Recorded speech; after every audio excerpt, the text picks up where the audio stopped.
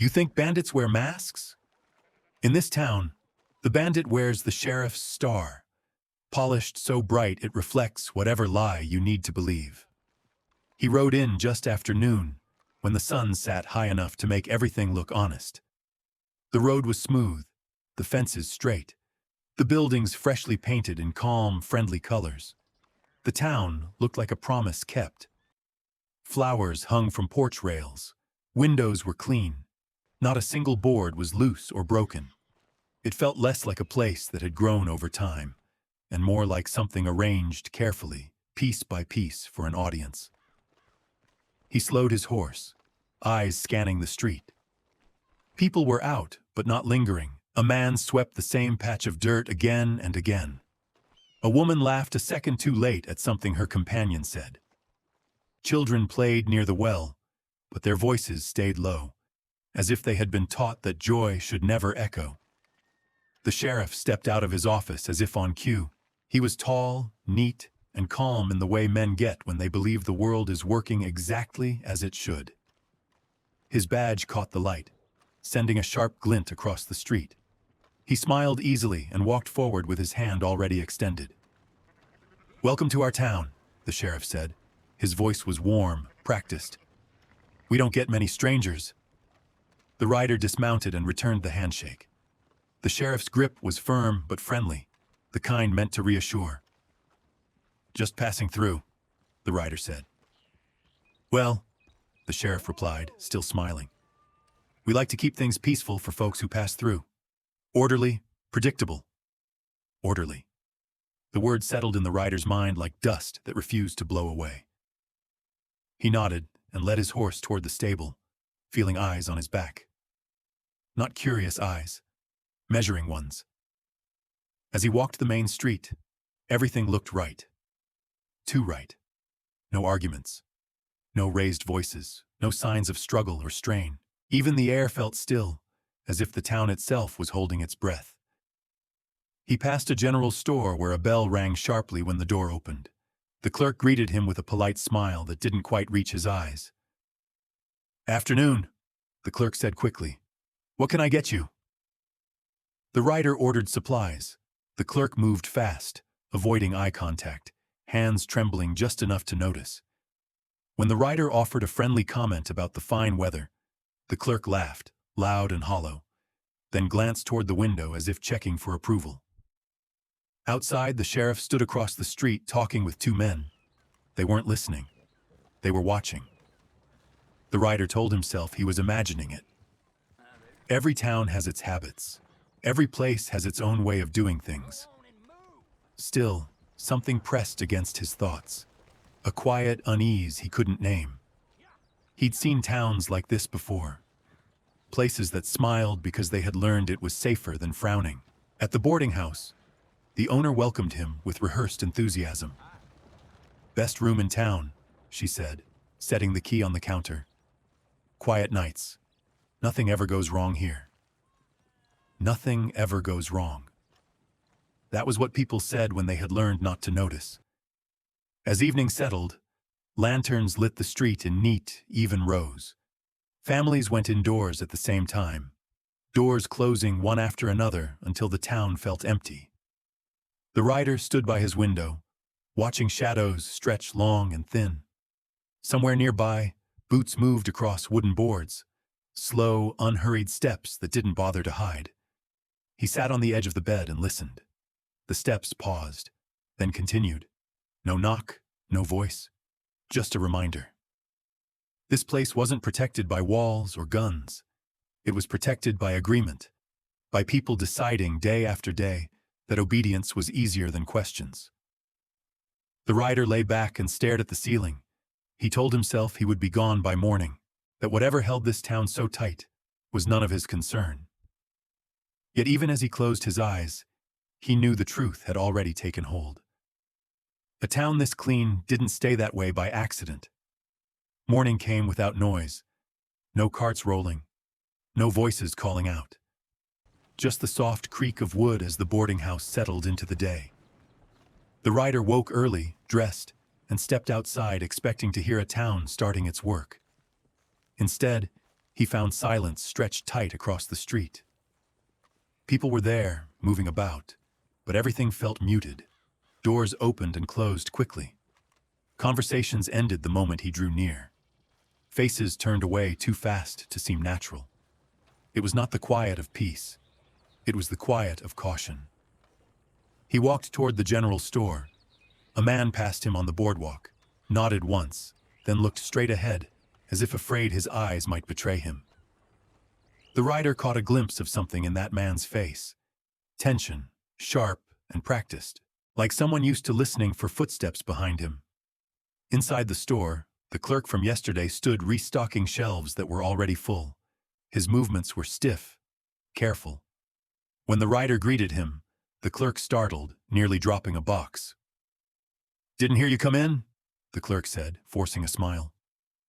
"Town's quiet," the rider replied. The clerk hesitated, then nodded. "We like it that way."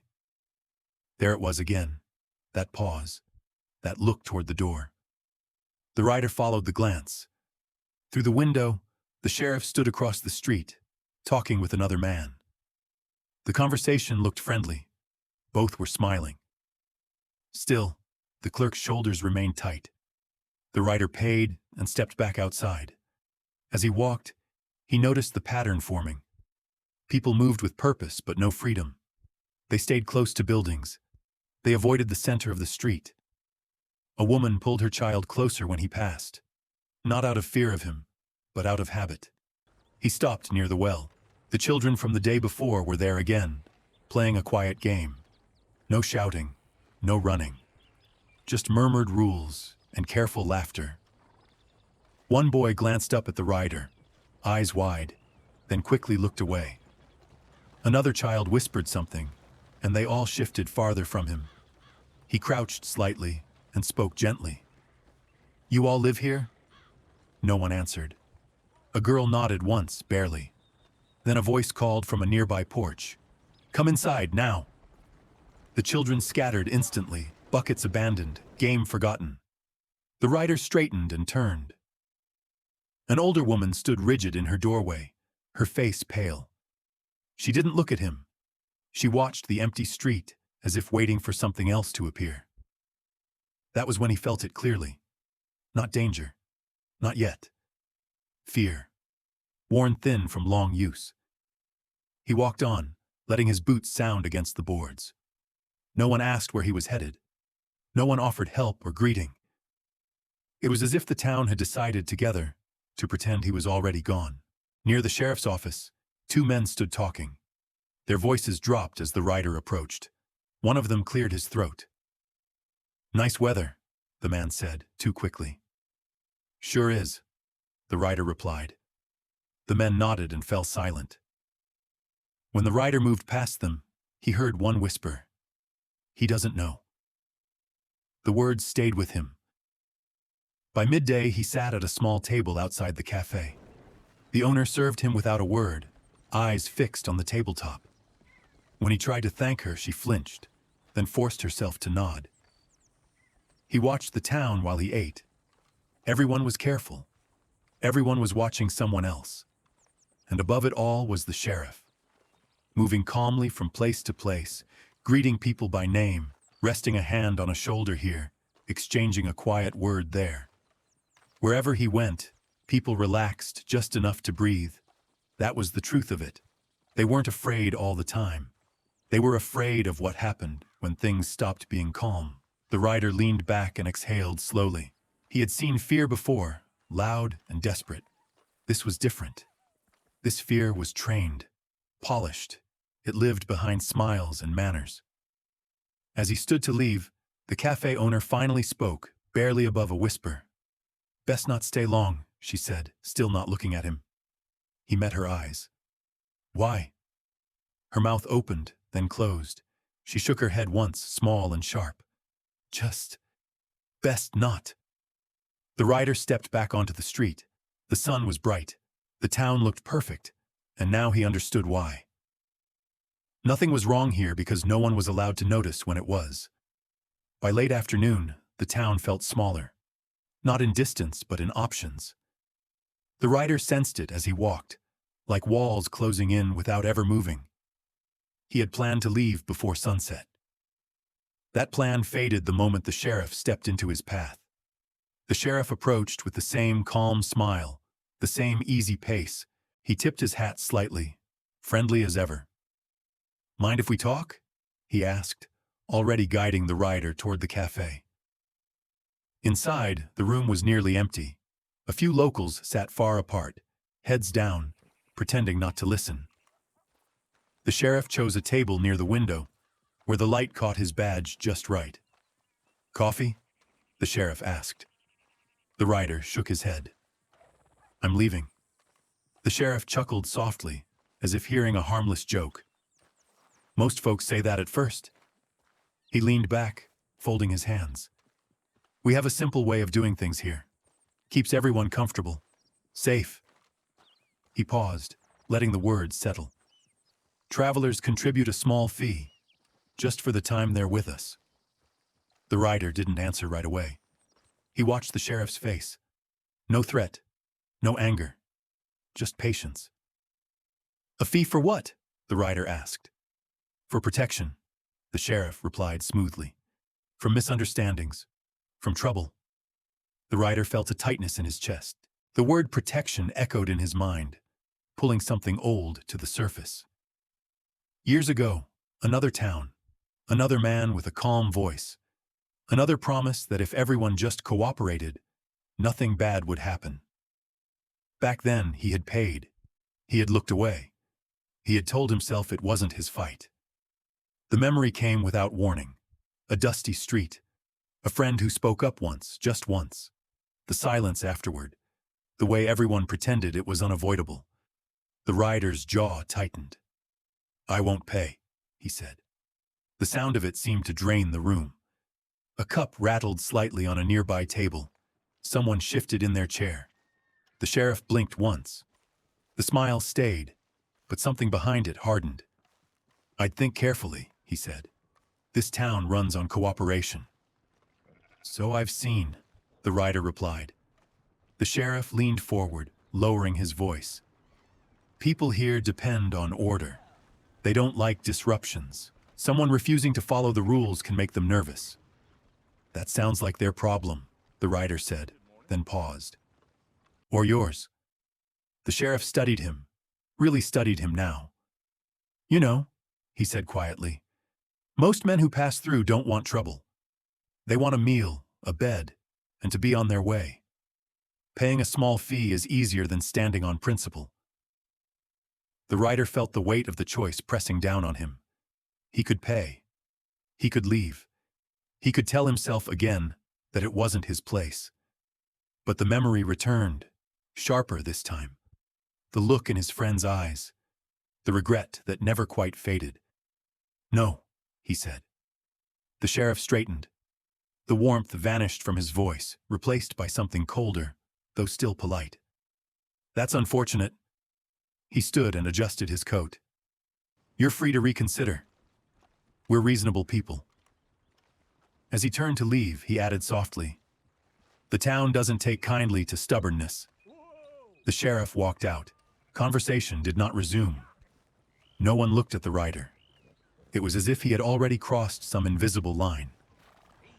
Outside, the sun dipped lower. The rider stepped into the street and felt the change immediately. Doors closed more firmly. A shopkeeper flipped a sign to closed, though daylight remained. People avoided his gaze entirely now. He walked past the well. Empty. Past the stable. Closed. Even the boarding house door was shut tight. That was the twist he hadn't expected. Not anger. Not confrontation. Just withdrawal. The town was turning its back on him. One quiet decision at a time. He stood there alone in the open and realized the sheriff didn't need force. He had something stronger. Fear shared by many was more powerful than any order given aloud. The rider exhaled slowly. He could still leave. Nothing stopped him but his own feet. But if he did, the memory would follow him again. Another town. Another silence he accepted. He squared his shoulders and headed back toward his room. Whatever came next, The choice had already been made. Night settled in without ceremony.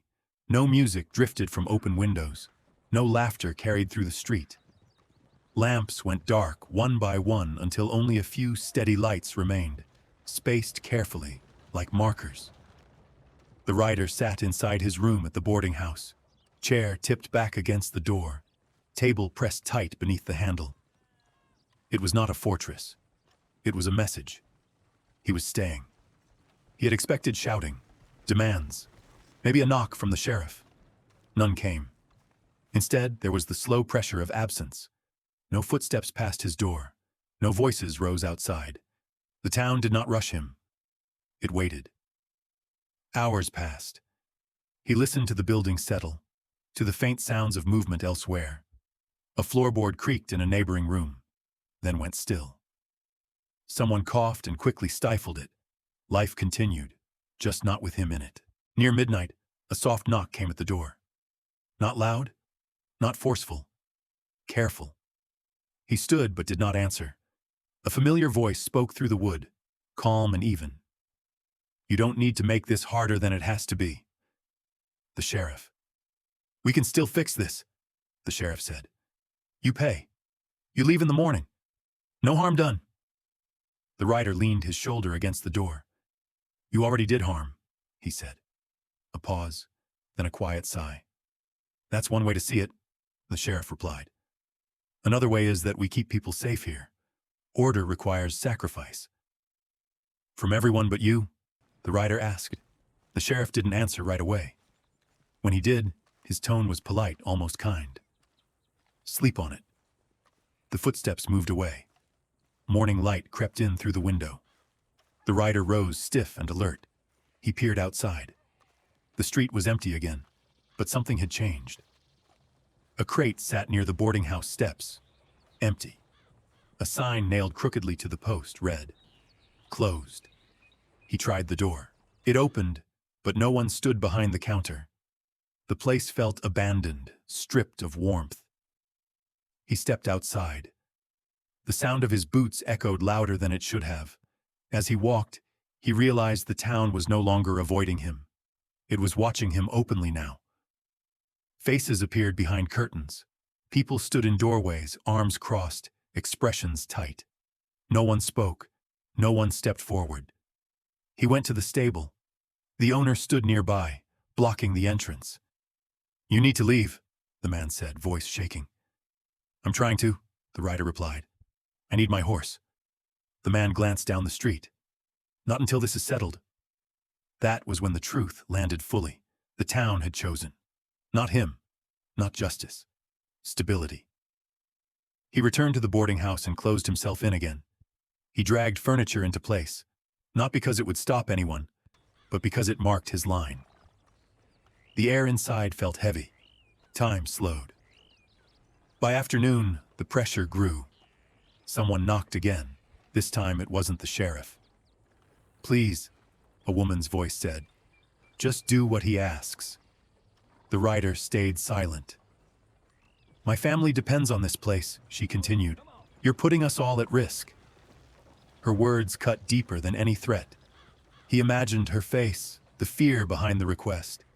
He wondered how many times she had spoken those same words to herself. "I won't be the reason," he said quietly. A murmur rose outside. More voices, not loud, not angry, just enough to be heard. The town had gathered. He caught fragments through the wall.